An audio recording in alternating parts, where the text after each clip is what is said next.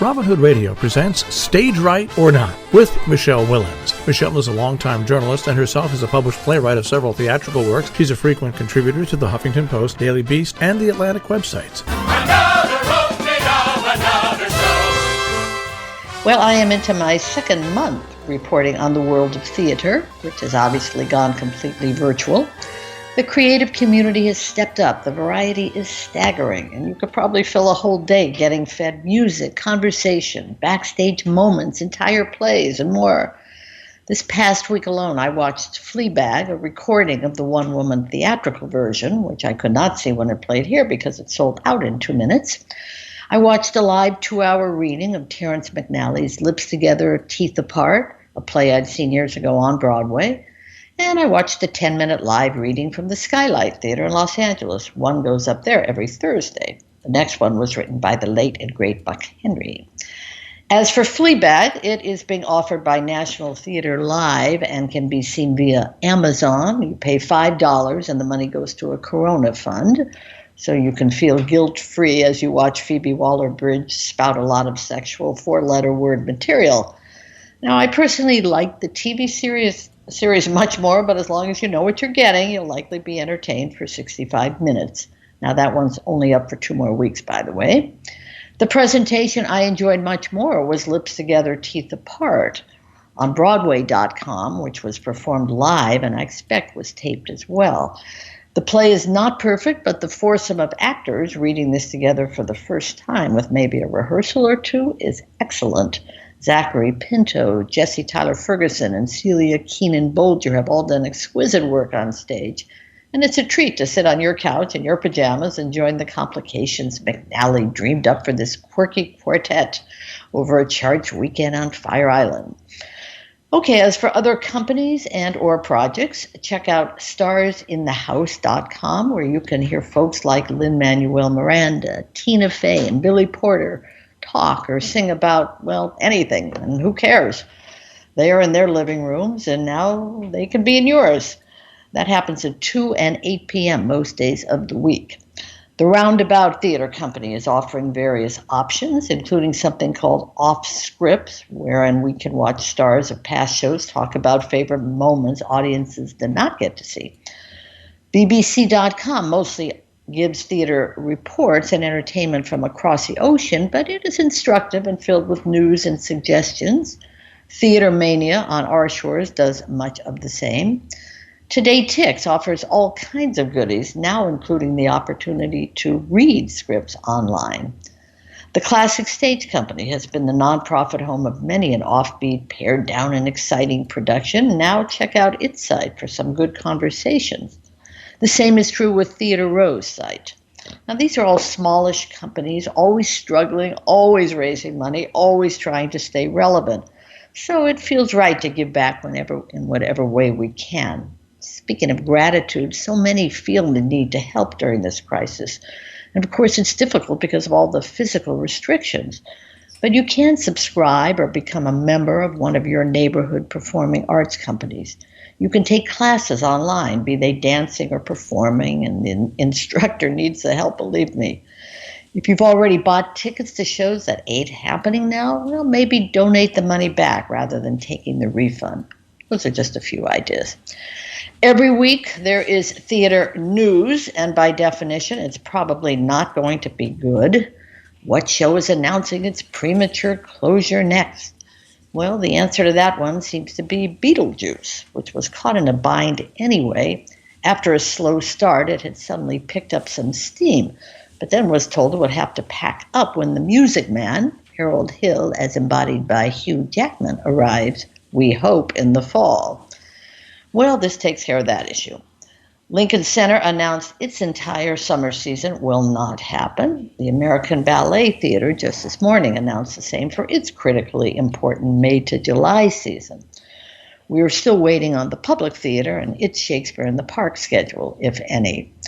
And in your neck of the woods, the Williamstown Theater season has been called off. That's a painful one for the Berkshires, though there will be something online from there, so check in with that.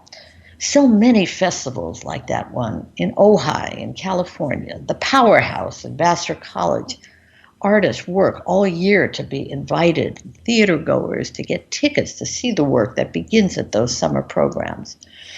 And well, the biggest news making headline, theoretically, of the week, at least for about an hour, time and news moving so quickly these days, was that Broadway is looking to possibly be gearing up by June 7th. That came from the Broadway League, and well, I love the optimistic spirit. Even Governor Cuomo said it sounded like a pipe dream. Well, those are my words, or maybe Arthur Miller's, not Cuomo's. But he is appropriately skeptical about a June 7th deadline. And Jill, I'd say that's about as likely as Trump's Easter Sunday pledge to get us back to normal. Do you think I was curious when I saw it because the way that it was presented was that this season is canceled, but Yeah, what basic meaning that the typical Broadway season that ends right around the Tonys was exactly. What's finished. I Yes, I exactly. didn't get the idea that it was okay. We were reopened and back in business. Right. That's That's probably a good point. That it's sort of the start of the next season. That this one goodbye. But there were 16 shows that were scheduled still to open this season, so I guess they would be moved to next season. And that's what I was curious about. Have you been able to poke around with it, or is the answer, as with so many things, I don't know? And nobody seems to know. I heard from one show that they're rehearsing on virtually. That some of them are still rehearsing. They're from their different places, the actors, because they have to be either ready to go. So things are going on. I can't imagine, but maybe there's even been talk about doing a shortened Tony Awards based on what's been up there so far, and it has been a good season, by the way. Yeah, 16 shows were waiting to come, but actually it's been a pretty good season compared to last year. So could you do a little mini one? I don't know. They're doing that for off Broadway. I think they're going to do a short I forget the name of the awards, OBs or one of those for the off Broadway, and I think they are going to try to do some kind of an award thing. I don't know. I mean, that's the scariest thing is watching which show can't open, that was already getting close, whether for whatever reason. Can they be Financial. I'm just curious. Can they be configured, I'm sure they or can. is I it mean, over, who's over, afraid of over? Virginia Woolf? I doubt that would be without Laurie Metcalf. That she was sort of the draw there. Um, I guess they can be. There's so many. Listen, sports. Every world is going through this. Television. Look, Bob Iger's just gone back to after retiring from Disney. He's gone back to try to take over because they're facing such a huge loss. There are so many decisions being made among the creative communities And now. so many people basically had to evaluate. The plans. Now I'm still trying to figure out why. As I'm sure many other people are, except for those who know why Iger left in the first place. But the idea is because it was rather abrupt. It was just okay, thanks, see you. So When there was talk he wanted to run for president, exactly. So maybe he explored that a little bit and realized, that's not happening. right, but even if that had, Yeah, I have this. Anyone who knows me knows about my collection of newspapers. This massive stack that I need a forklift to carry around, but good for you. be, You'll save the business. because of the activity I'm only now going back, and of course the difference I'm now into.